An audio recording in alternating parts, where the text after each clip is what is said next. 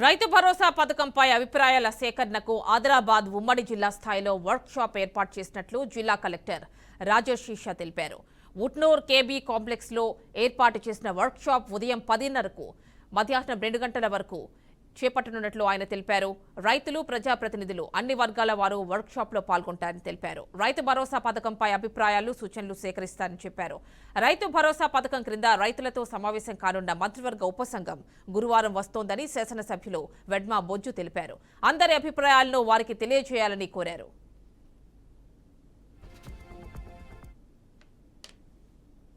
ఈ కరెక్ట్ టైంలో మనం ప్రతి ఒక్కరు మొక్కలు నాటాలి. ఈ రోజు ఇంతకు ముందు అక్కడ మండల సమాఖ్య బిల్డింగ్ లో కూడా మన ఎమ్మెల్యే గారు అక్కడ మునుగా ప్లాంటేషన్ కూడా మొదలు పెట్టడం జరిగింది. ఈ రోజు ఇక్కడ ఇప్పుడు యూకలిప్టస్ ప్లాంటేషన్ స్టార్ట్ అయింది.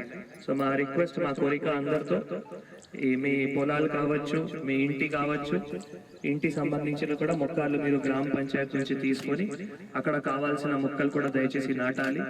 చాలా ఇప్పుడు మంచి వర్షం జరుగుతూ ఉంది కాబట్టి ప్రతి ఒక్కరూ ఆ బాధ్యత తీసుకొని మొక్కలు 100% వన్ మహోత్సవ్ కార్యక్రమం కింద కాపాడుకోవాలని మీ అందరితో కోరుతున్నాము.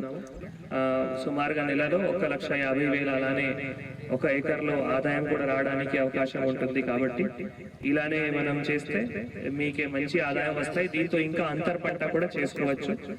అండ్ మొత్తం ఈజీఎస్ తోనే, అంటే ఉపాధి హామీతో మొత్తం టైప్, లేబర్ గానీ, క్లోన్ గానీ, వాటరింగ్ గానీ మొత్తం ఉపాధి హామీతో టైప్ ఉంది. కాబట్టి దయచేసి రైతులు శ్రద్ధ చూపించి ఇంకా మన ఖానాపూర్ నియోజకవర్గంలో మన చాలా సంతోషం.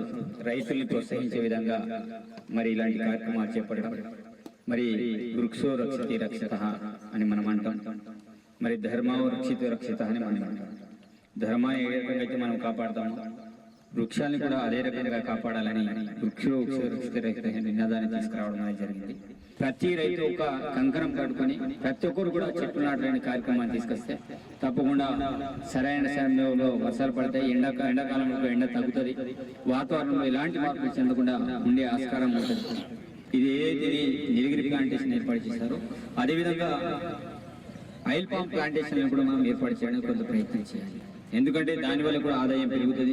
ఎందుకంటే ఆయిల్ పామ్ వల్ల చాలా వరకు దానికి కొంత నీరు అవసరం ఉన్నా దానికి కూడా ఇక్కడ ఎట్లయితే ఇప్పుడు పామ్ పండ్ ఏర్పాటు చేసుకుని మనం ఏ రకంగా అయితే ఇక్కడ నీళ్ళ కోసం ఏర్పాటు చేస్తారో అదే రకంగా ఆయిల్ పామ్ విషయంలో కూడా కొంత రైతులందరూ కూడా దృష్టి సారించాలి.